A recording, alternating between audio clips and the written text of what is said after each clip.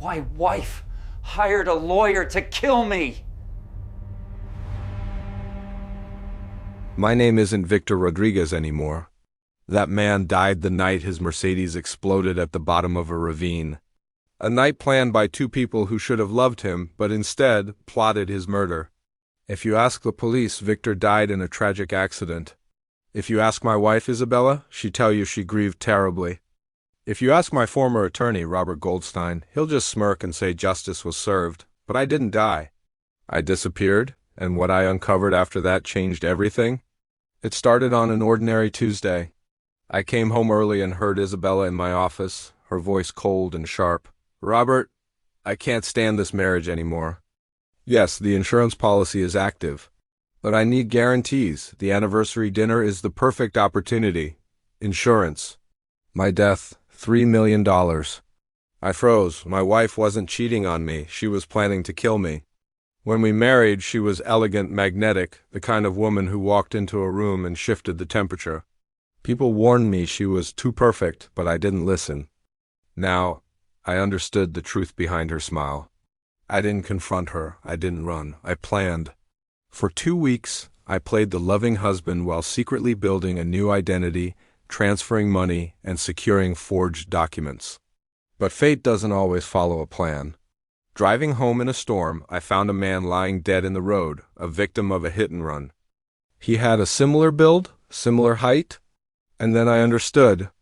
Isabella and Robert hadn't just planned to poison me at dinner. They had a backup plan. This man was their pawn. Survival chose what happened next.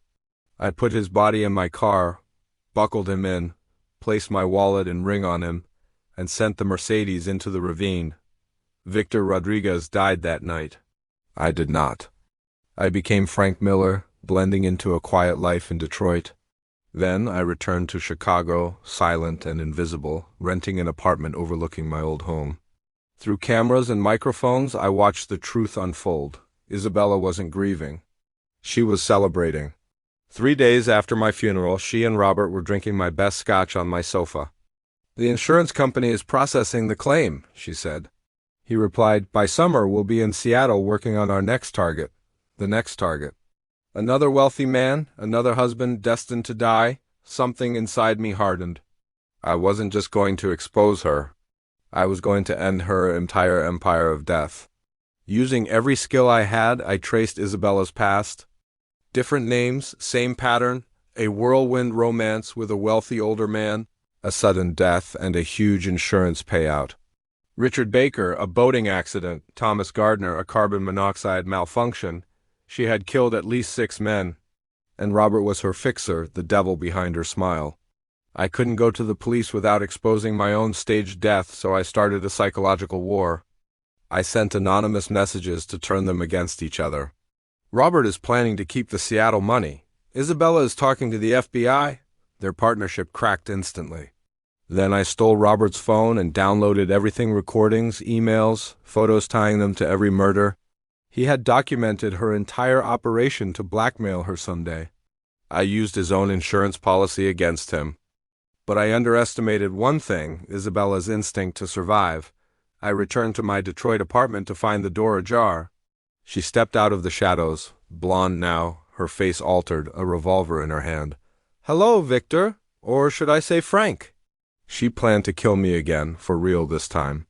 But the gun didn't fire. Robert had sabotaged it, afraid she'd kill him first. I drew my own weapon. "Everything you've said is already being transmitted to the FBI," sirens wailed outside. Isabella lunged with a hidden knife, slicing my arm, but I overpowered her just as agents burst in.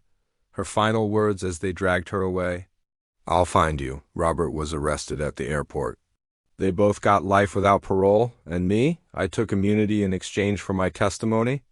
New name, new face, new life. I captain a fishing boat in Oregon now. Then, last week, a letter arrived, no return address. Just a single card inside, the Queen of Spades, a lipstick kiss, and 4 words in handwriting I will never forget. "I'll see you soon.